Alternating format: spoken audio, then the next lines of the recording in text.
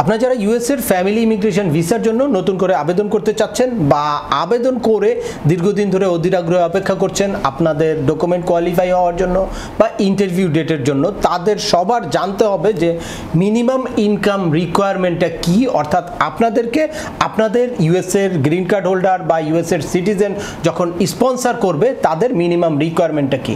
এই minimum requirement fulfil না করার কারণে অনেকের ভিসা প্রসেসিংয়ে অনেক বেশি সময় লাগে। আমেরিকার ফেডারেল প্রপার্টি গাইডলাইন অনুযায়ী নতুন করে 2024 সালের মিনিমাম ইনকাম রিকোয়ারমেন্টটা ঘোষণা করা হয়েছে। তো আজকের ভিডিওতে আমরা জানবো যে কত টাকা ইনকাম থাকলে এখন ইউএস এর একজন সিটিজেন বা ইউএস এর একজন গ্রিন কার্ড হোল্ডার তার ফ্যামিলিকে স্পন্সর করতে পারে। চলুন শুরু করা যাক। তার আগে বলে নিচ্ছি, যারা আমাদের চ্যানেলে নতুন বা আমাদের চ্যানেলটি এখনো সাবস্ক্রাইব করেননি, please hit the subscribe button. আর যারা অলরেডি সাবস্ক্রাইব করছেন তাদেরকে অসংখ্য ধন্যবাদ।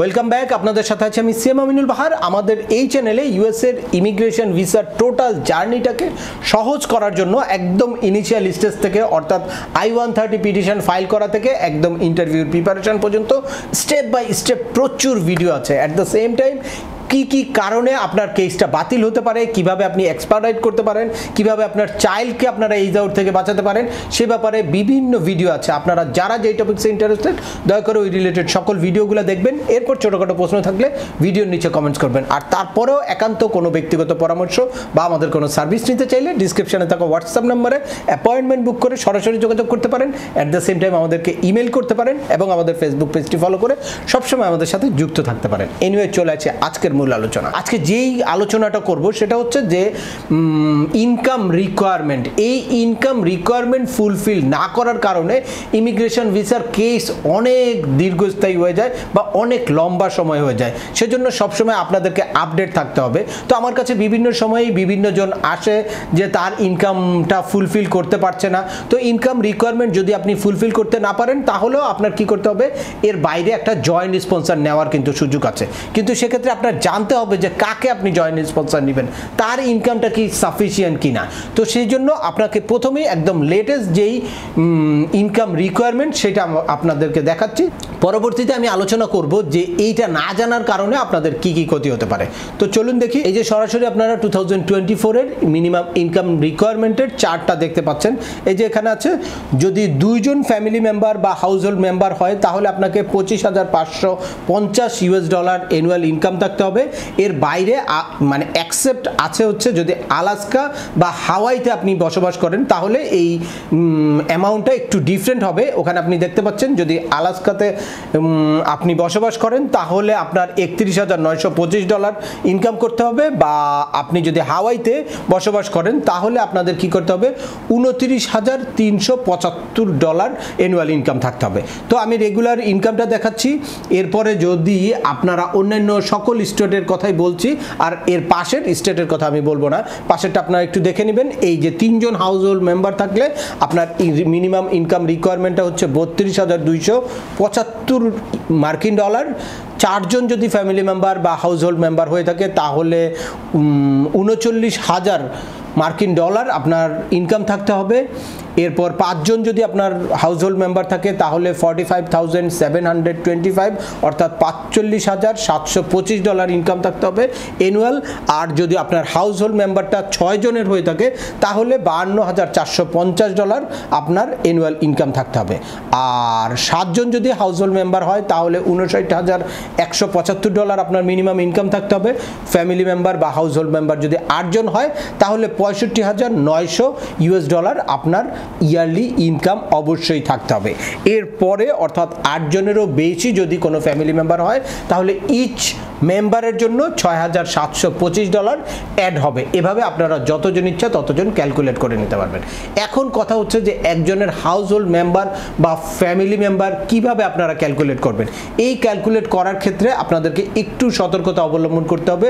অনেকেরই দেখা যায় যে মানে মিনিমাম ইনকাম রিকোয়ারমেন্টটা দেখে আপনারা স্পন্সর করেন, তারপর তারা বলছে যে আপনার ইনকামটা সাফিসিয়েন্ট না, আপনার আরও বেশি ইনকাম লাগবে বা আপনার জয়েন্ট স্পন্সর দেখাতে হবে। এটা হচ্ছে যে আপনারা হাউস হোল্ড মেম্বারটা যখন ক্যালকুলেট করেছেন তখন কোনো জায়গায় আপনাদের সমস্যা হয়েছে। তো সেক্ষেত্রে আপনাদের বুঝতে হবে যে আপনার হাউস হোল্ড মেম্বার কারা কারা বা কাদেরকে ধরে আপনি আপনার ইনকামটা ক্যালকুলেট করবেন। এই হাউস হোল্ড মেম্বার ক্যালকুলেট করার ক্ষেত্রে প্রথমেই আপনি নিজেকে ক্যালকুলেট করবেন, নিজে একজন মেম্বার, অর্থাৎ নিজে তো আপনি নিজের উপর ডিপেন্ডেন্ট, আপনার ইনকাম থেকে আপনার নিজের সমস্ত খরচ বেয়ার করতে হবে। তো এই হচ্ছে 1 নাম্বার, একজন অটোমেটিক। এরপর যদি আপনার স্পাউস থাকে তাহলে আপনার স্পাউস একজন হাউস হোল্ড মেম্বার। আর যদি অন্য কারো জন্য গ্রিন কার্ডের অ্যাপ্লিকেশন করে থাকেন, এটা আপনার ভাই বোন হতে পারে, মা বাবা হতে পারে, তারাও আপনার হাউস হোল্ড মেম্বার, যাদের জন্য আপনি অলরেডি গ্রিন কার্ডের জন্য অ্যাপ্লাই করেছেন, আপনার স্পন্সর নিয়ে তারা ইউএসএতে আছে অথবা প্রসেসিংয়ে আছে, সেটা আপনার মাথায় রাখতে হবে। এরপর আপনার বিলো 21 কোনো চাইল্ড থাকলে তারাও আপনার হাউস হোল্ড মেম্বার।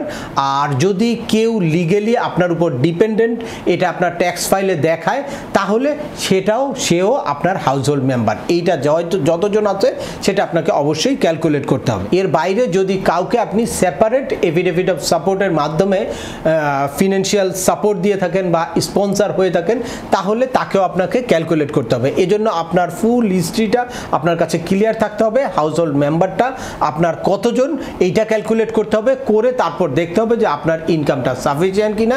যদি আপনার ইনকাম সাফিসিয়েন্ট থাকে তাহলে তো আপনি নিজেই নতুন করে কাউকে স্পন্সর করতে পারবেন, আদারওয়াইজ আপনাকে কি করতে হবে, জয়েন্ট স্পন্সর নিতে হবে। তো এই ফাইন্যান্সিয়াল এভিডেন্স বা ফাইন্যান্সিয়াল প্রুফ না থাকার কারণে বা প্রপার স্পন্সর সাবমিশনের কারণে আপনাদের এই ইমিগ্রেশন ভিসার জার্নিটা কিন্তু অনেক লম্বা হয়ে যায়। তো কি কি ক্ষেত্রে এই সমস্যাগুলো হয় আর এই সমস্যাগুলো কিভাবে আপনারা খুব দ্রুত সমাধান করতে পারেন, এটা নিয়ে পরবর্তী একটা ভিডিওতে আমি আলোচনা করব যে কিভাবে আপনারা শুধুমাত্র এই ফাইন্যান্সিয়াল রিকোয়ারমেন্ট ফুলফিল করার মাধ্যমে দ্রুত আপনাদের কেসটা ডকুমেন্ট কোয়ালিফাই করতে পারবেন।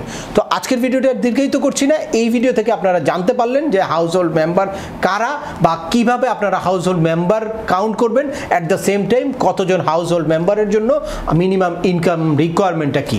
তো তারপরেও আপনাদের যদি এই সংক্রান্ত কোনো রকম কোনো প্রশ্ন থাকে অবশ্যই আমাকে কমেন্টস করে জানাবেন। আর ভিডিওটি ভালো লাগলে বা তথ্যবহুল মনে হলে লাইক দিয়ে আপনার বন্ধুদের মাঝে শেয়ার করে দিবেন, যাদের এই ইনফরমেশনগুলো অত্যন্ত প্রয়োজন।